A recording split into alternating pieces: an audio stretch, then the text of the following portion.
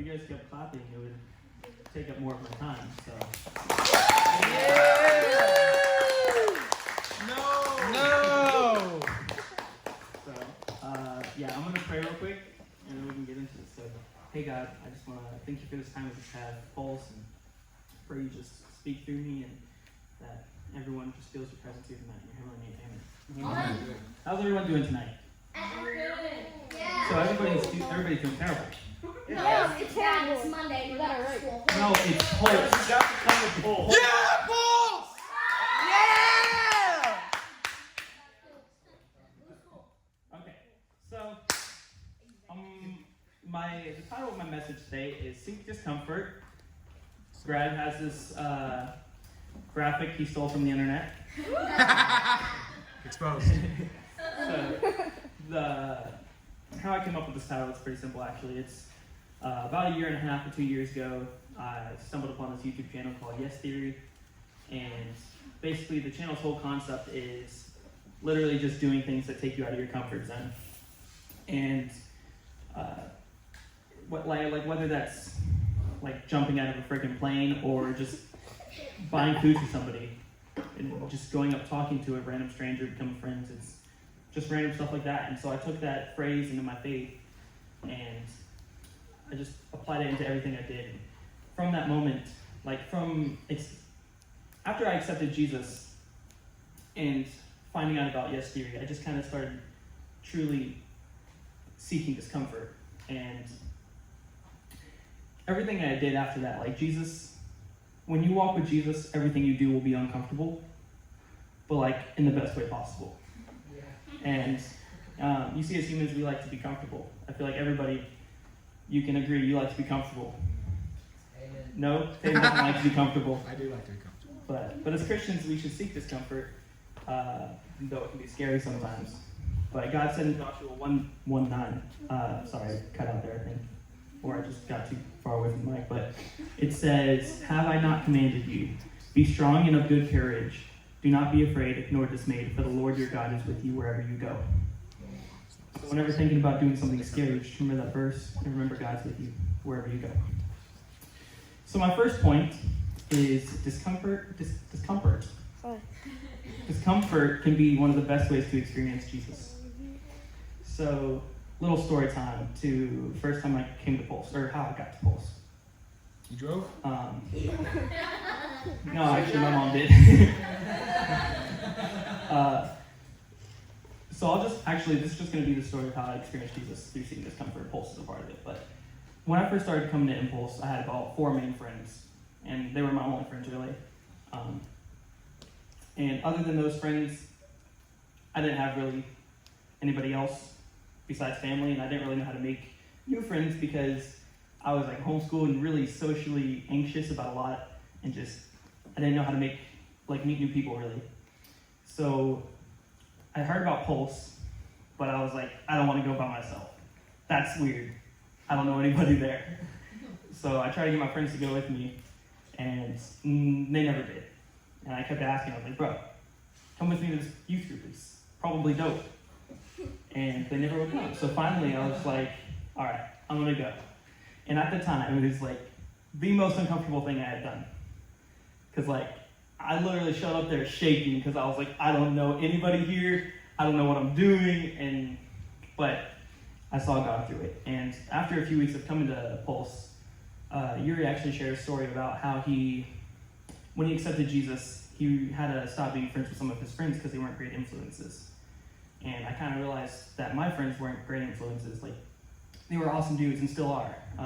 Still great friends with them now, but at the time, they weren't really being great examples of Jesus, and they were just not doing great stuff. And I realized I had to kind of distance myself from them for a little while so I could get closer with God. And after that time, I didn't really have many friends. Or after then, distancing myself, I didn't have many friends. And that period of time lasted for a while where I just didn't have anyone. I had some acquaintances and I was friends with people, but there was nobody I could go talk to or anything. And that was an uncomfortable feeling. But from that, Jesus made me realize hey, he's like, hey, I'm here. And I'm here to be your best friend. And when you don't have anybody, you have me. And I was like, all right, Jesus, you're right. So after realizing that, Jesus and I became really close, and he ended up becoming my best friend for a while. And I really got to experience a lot of his love from that time. And, just from that, like getting to know Jesus more, he introduced me to so many people, and some of my best friends, just, if it weren't for God, I wouldn't know any of y'all. And if I didn't know y'all, I don't know where I would be in life. Probably nowhere good though. And after that, what? But yeah, God also just brought me out of my social anxiety period of life. I'm less scared to go up and talk to strangers, and I'm able to carry conversations longer than 3 seconds. So. Woo! Yeah!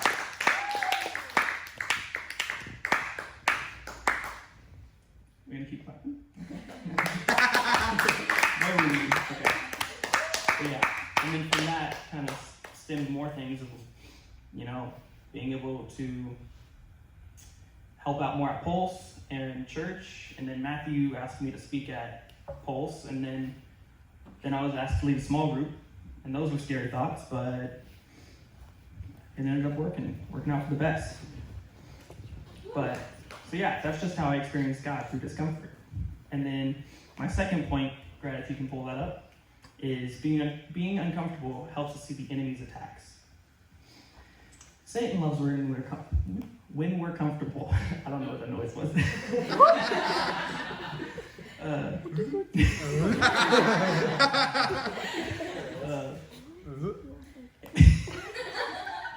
Anyways, Satan loves when we're comfortable because we're not doing anything.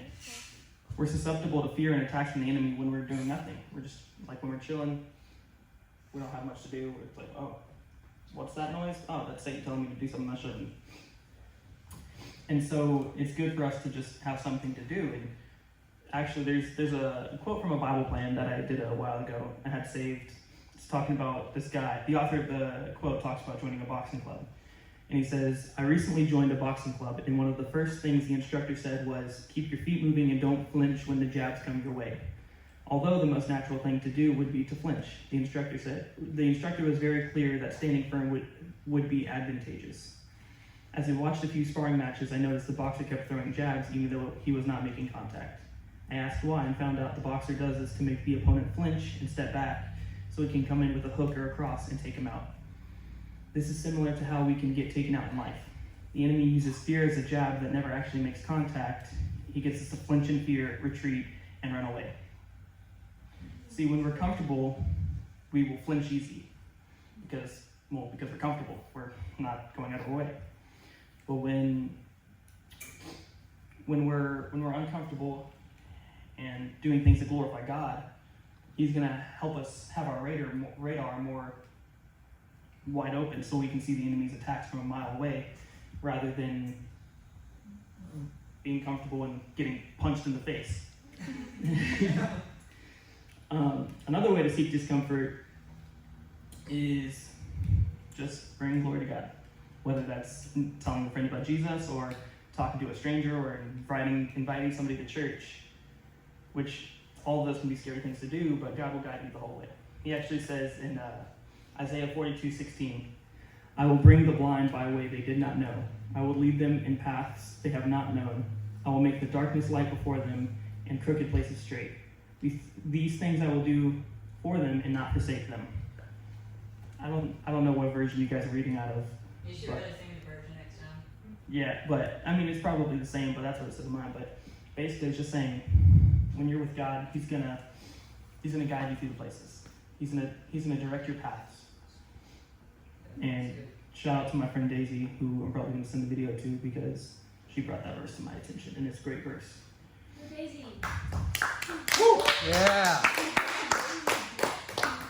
Point 3. Growth comes from discomfort. So think back to when you were kids and you started to grow, your body would ache and just be in pain until you eventually became a bigger person. Our walk with God is similar in that way. We need to grow, and sometimes that growth is only acquired through discomfort. earlier I talked about being asked to speak at Pulse, which was a terrifying thought at the time. We had a lot of Pulse students at the time, and I had never talked in front of anybody. I had never even held a microphone before. But I knew God would do things, so I accepted, even though I pretty much didn't have a choice. Like, I was speaking whether I liked it or not. The day of, I was doing great. I wasn't really nervous until about 5 minutes beforehand, which is weird because it's the opposite today. Like today, I've been so stressed out all day, and it's like I'm here, and I'm like, okay, we're good. We got this. We got this, God. Pastor Jetty! Yeah! I don't know who that is. But yeah, so he asked me, I said yes, and it led to me speaking. And from that time of speaking, which was scary at the time, it led to me being able to share at Huddle. And from sharing at Huddle, I'm now able to talk to you guys. And I'm able to talk to strangers about Jesus. And sometimes I've even made videos on social media sharing the word and all that fun stuff. So it's just, when you're going through the growing pains of life, don't stop. Keep pushing forward. Because eventually you'll come out a bigger person with Jesus. So if you guys get anything out of this message, just remember those 3 points. Growth comes from discomfort. Being uncomfortable helps us see the enemy's attacks. And the most important one, discomfort can be one of the best ways to experience Jesus. So that's the message. You can clap, I guess. Yeah!